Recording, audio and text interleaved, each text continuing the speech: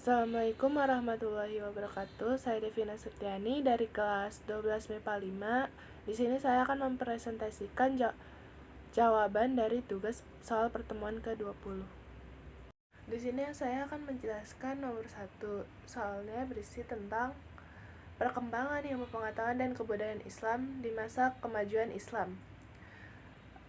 Perkembangan ilmu pengetahuan dan kebudayaan Islam maju pesat di masa dinasti Abbasiyah. Di dinasti Abbasiyah ini, ilmu pengetahuan melenggang pesat, dan ilmu-ilmu yang melenggang pesat itu seperti ilmu tafsir, ilmu sejarah, ilmu kesehatan, lalu ilmu kalam, ilmu tasawuf. Di sini saya akan menjelaskan tentang nomor 2. Nomor 2 di sini soalnya berisi pada masa kepemimpinan siapa ilmu pengetahuan dan kebudayaan Islam berkembang pesat. Jawabannya itu di bawah kepemimpinan Harun al-Rasyid. Puncak keemasan umat Islam dalam bidang sains dan teknologi terjadi pada masa pemerintahan dinasti Abbasiyah, yaitu 750 Masehi di bawah pemerintahan Raja Harun al-Rasyid. Bidang sains dan teknologi mengalami puncak kejayaannya.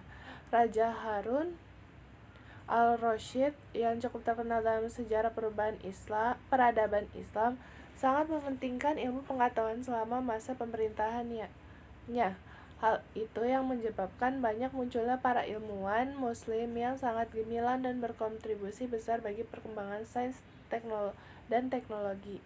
Tidak hanya dalam bidang ilmu pengetahuan saja, tapi kesejahteraan, kesehatan, kesusastraan, dan kebudayaan juga mengalami zaman keemasannya. Pada saat itulah zaman keemasan negara Islam dan ilmu pengetahuan pada masanya. Di sini saya akan mempresentasikan jawaban tentang soal nomor 3, yaitu apa yang dapat kita ambil dari hikmah kemajuan ilmu pengetahuan dan kebudayaan Islam. Yang pertama, kita dapat mengetahui sejarah kita. Yang kedua, kita bisa mempelajari hadis-hadis ataupun ilmu-ilmu dalam Islam. Dan yang terakhir, mampu mengembangkan berbagai bidang pengetahuan. Di sini saya akan mempresentasikan jawaban dari soal nomor 4, di mana soalnya berbunyi di masa kepemimpinan siapa Islam mengalami kemunduran. Jawabannya itu Khalifah al-Muta'asyim. Tak seperti kebanyakan provinsi pada masa Khalifah Abbasiyah yang secara dekat diperintah Baghdad dan Samarah, provinsi yang di bawah kendali Thahirah dibebaskan dari banyak fungsi upeti dan kesalahan kemerdekaan. Thahirah memberi andil besar terhadap turunnya supremasi Abbasiyah di timur.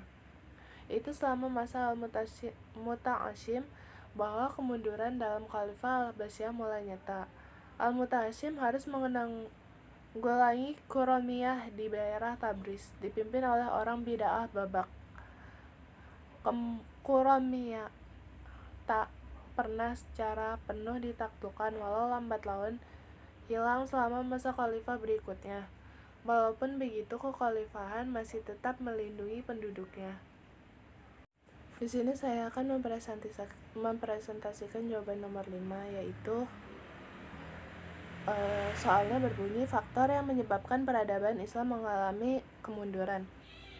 Faktor yang pertama yaitu tidak adanya ideologi pemersatu. Pada masa itu, etnis non-Arab sering merusak perdamaian dengan pemberian dan penggunaan istilah pada para mukallaf.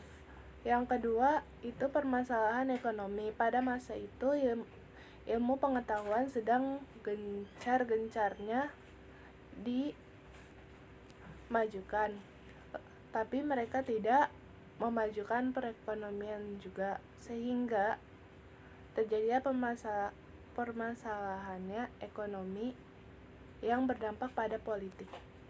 Faktor ketiga yaitu sistem peralihan kekuasaan tidak jelas. Ini diakibatkan oleh terjadinya perebutan tahta atau perebutan ahli waris. Faktor keempat, terjadinya perang salib dan serangan dari Mongolia. Faktor kelima yaitu ekologi, negara Arab yang cenderung gersang, dan yang faktor terakhir, perdagangan Islam mengalami kemunduran. Sekian presentasi yang dapat saya sampaikan, kurang lebihnya mohon maaf. Wassalamualaikum warahmatullahi wabarakatuh.